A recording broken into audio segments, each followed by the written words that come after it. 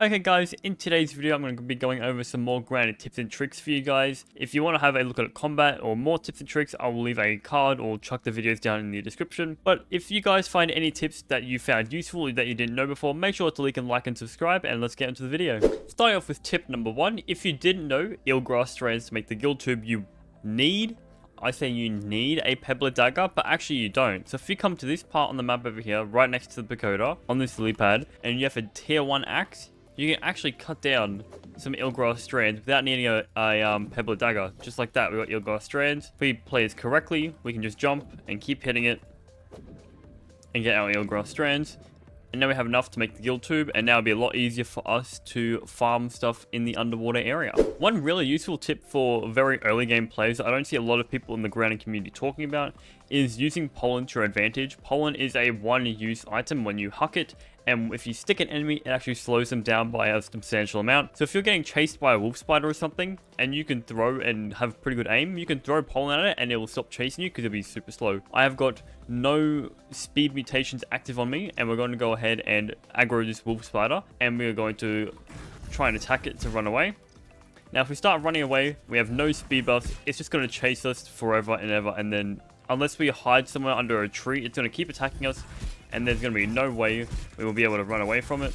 So if we are smart, we can just huck some pollen at it, and now it's really super slow, and we have got plenty of time to start running away. The pollen lasts for a very long time. See how we're slowly getting away from him, unless he does a jump, of course. Just like that, the wolf spider is gone. It will take time to keep running away from the poor thing, but if you're on flat ground and there's no real obstacles for it to jump, obviously it will catch up to you because it's just running in a straight line. If you jump on top of grass or jump on top of rocks, it probably won't get you at all from what I've been tested. Using pollen to your advantage, and to get pollen, you either get these from killing bees, wasps in the late game, but I wouldn't assume any of you would be in the late game at this point. And also some dandelion tufts have pollen on them, like this flower over here. That is a pollen one, not a dandelion tuft one. You'll get like 4 to 5 pollen from these guys. But once again, pollen's really useful, and I would really suggest using this tip if you can't escape your enemies. Another really good tip is throwing weapons. Now, throwing pebblet spears are really strong. Instead of sitting there just stabbing it, if you huck it at an enemy, you will see the damage numbers spike. So we're just going to do one full combo on him. We are in woe mode, so we're going to little to no damage. That is one full 3-hit combo. Now, if we throw our weapon at it, it should deal massive damage. Once again, no active mutation, so nothing is helping us deal damage. And one throw, we are dealing a bunch of damage to the thing, and it's going to take a lot less time to kill it instead of just sitting there stabbing at it. And especially if the enemy is weak to that damage, it will spike in damage substantially. And we're going to kill enemies in a fraction of the time it would take us just to sit there and stab them. So now we're going to test this on a ladybug and use a club, which is what they are weak to. We have found our ladybug. And now if we just swing the ladybug and just do a 3-hit combo, we are going to deal damage because she's weak to it, but not as much as throwing it. Now I don't expect you guys to be throwing and being masters at throwing weapons, because I'm still fairly new to throwing weapons and picking them up straight away. So it's definitely a challenge to learn. So I'm just going to do one full hit combo on the ladybug. And we're going to do just over 1 bar of HP. Once again, we are in woe mode, so we're going to deal less damage and she's going to have more HP.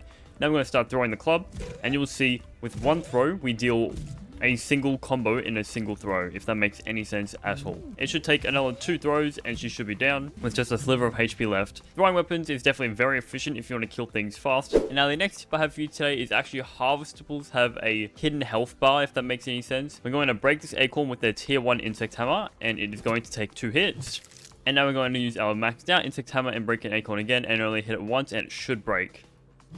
Just like that. So it's all depending on your weapon's damage. So even if you have a tier 3 Black Ox hammer, a tier 2 hammer might do more damage if it's more leveled up. But then again, I would still use tier 3 nonetheless. But that is just something, if you didn't know, you now do. The next tip we're going to expand on from another tip. Now if we do a full hit combo on a clover leaf, it should break down on woe mode. If you go first person mode or third person, doesn't really matter, and you throw your pebble axe, it'll break in 1 hit. But there is also the fact that your pebble axe can go completely past the clover leaves. So if you just want to use these on grass blades or husky weeds, you definitely can. So I'm just going to break a grass leaf. It's going to take 2 combos and 1 single hit. If we throw, it should take maybe 2 throws.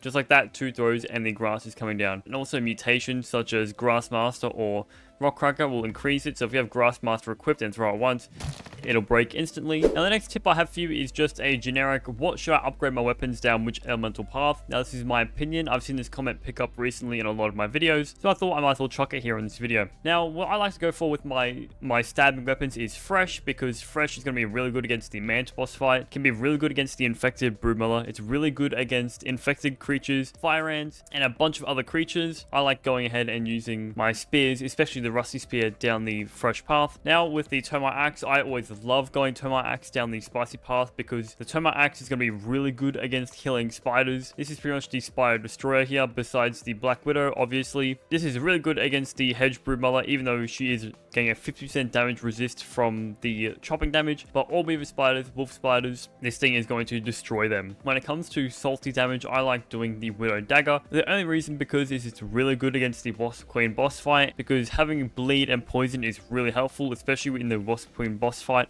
And fighting wasps in general, this is a really good weapon to fight them if you don't have any salt arrows to destroy them. With the assassin mutation and the poison on it, it's going to be very helpful versing the wasps. And now the Club of the Mother Demon, or any club, realistically, I like using the Sour path just because it is very good against the Final Defense, Director and it is going to be very good against Black Ox Beetles and just any other creature that has an Orc Receiver on top of their head. But the Club of the Mother Demon is just really good with Sour because, once again, Director boss fight and the Final Defense, it's the really strong weapon. If you didn't know that this Club of the Mother Demon can destroy Director Schmector on Woe mode in under 50 seconds, so that's one thing I'd like to go for. Spears, I like going Fresh. Axes, I like going Spicy. Daggers, I like going Salty. And then Clubs, I like going Sour. Just sum that all up. Now we are over near the hedge, and this tip is going to be referring to mutations. Obviously, I can't show you guys this out properly because I have all the mutations unlocked. But if you want to farm a set amount of mutations, say if you want the Chopper mutation because you want to increase your Chopper damage with axes, you can definitely just come to the hedge and start killing these spiderlings. These guys have the lowest HP in the entire game, besides lawn mites, and they're very easy to kill, especially considering if you're later into the game. And once you have killed the spiderlings that naturally spawn, you can break the web sacks. Web sacks can spawn between anything between 1 and 4 spiderlings, I am pretty sure. Don't quote me on this one. Just like that, we got 4 spiderlings in this one. So this is 4 more kills to go to our mutations. And if you didn't know, only hostile creatures go towards your mutations, and if a poison kill or a bleed kill kills the enemies, that's not going to count to your weapon or whatever mutation you're going for. And here we have another harvesting tip for you guys. If you didn't know, when harvesting clay, Rock Cracker actually helps with this mutation, but that is not the tip I'm going for today. It's animation cancelling. So if you want to go up and dig up some clay, it's going to take a very long time for you to harvest this clay. We're going to test out. It's going to take 4 hits for us to get this clay, and it's going to take a very long time. Even 5 hits on Woe modes, I should say.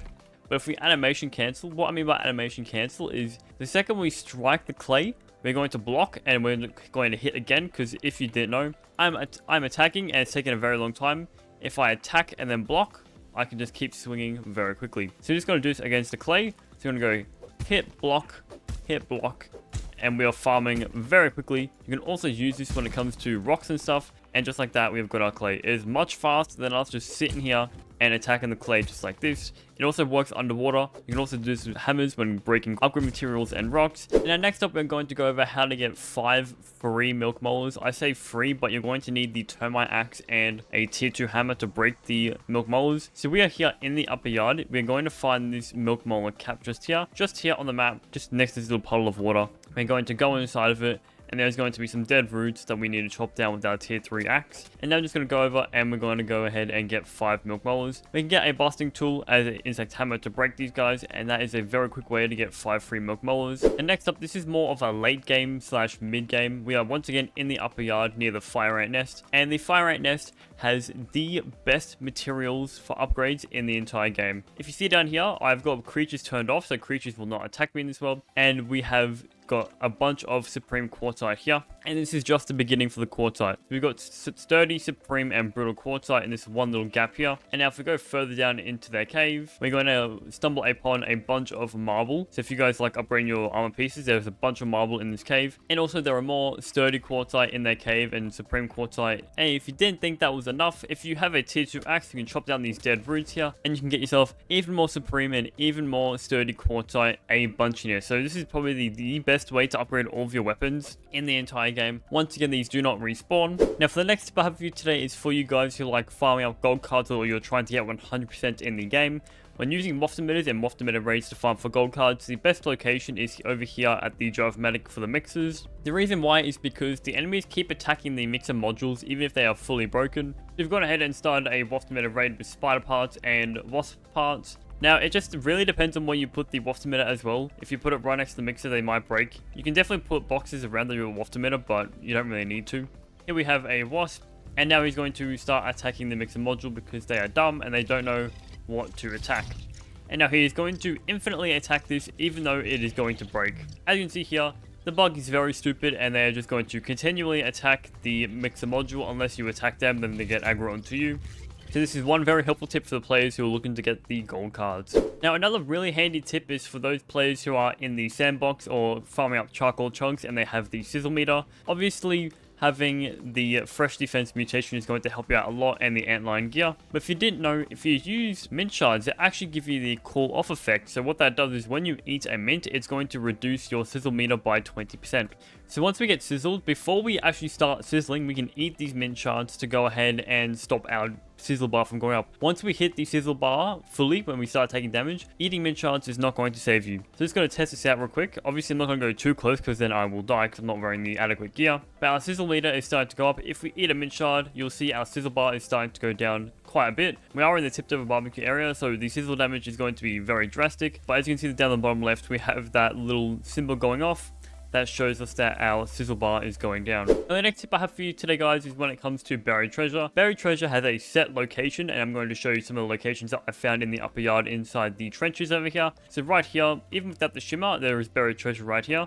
We're going to dig this up, and it's going to be a salt shard, so that's a free salt shard for us. You can see two buried treasure that are starting to stick out. This doesn't happen usually. This is a bit of a collision bug, but if you see here, there will be a little shimmer on both of them that indicates that there is buried treasure here. Now, obviously, I know that both of these are going to be mint shards. We're going to go ahead and dig both of these up. Now, from when I've been testing this, even if I've dug up the buried treasure and don't break it, more buried treasure will spawn underneath it, so don't get worried if you can't break this buried treasure. More will spawn under it later on. There is buried treasure as in a chest, and inside of it is going to be some gum pieces, feather pieces, sunken bones, and some meals that will help you in the upper yard. And another really helpful tip for you guys who are looking to go inside the sandbox instead of building your way up into the sandbox or going through the Black Ant lab every single time. We are standing on here on this rock on this part of the map. We're going to have no active mutations or no anything that applies speed to our character. So from this rock here, we're going to jump on this grass blade. Very simple and easy.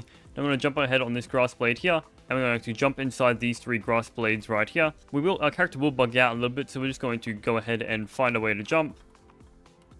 Once we jump, we're going to jump on this grass plank here. You might get stuck in there for a few seconds, so just be careful with that one. I don't think you will actually be able to get stuck in there entirely. Once we jump on this grass blade, we're going to sprint jump onto the sandbox, and just like that, we're inside the sandbox where we can go ahead and farm buried treasure, farm elemental upgrades, and get antlion parts for any upgraded gears. Now next up, we're going to go over an updated way on how to go to the upper yard. Previously in my tip video, I told you guys that you can throw grass inside the cracked rock to get into the upper yard, but you don't need to do that anymore. I've been shown a new tip from someone. So we're going to go ahead and we're going to have no active mutations and no speed buffs to our character. And now it's sort of a parkour challenge. You will probably fail at least a few times. I've been in the boat myself. So from this rock here on the map, just over here, we're going to go ahead and jump on top of all these grass blades to get over to this area right here. We're going to start off by jumping on this grass plank, jumping over to the next ones, and then we're going to jump ahead onto this grass here. Now there are multiple ways to jump into the upper yard. You can either from right here, you can jump straight to here, you can jump on this grass up, or you can jump on this grass up again.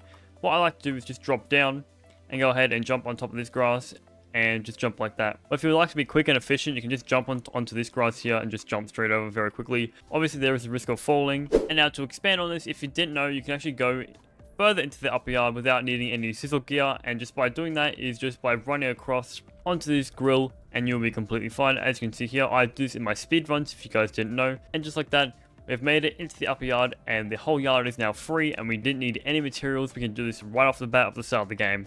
And that is going to end the video for today, guys. If you enjoyed, make sure to like and subscribe, and I'll catch you guys in the next video.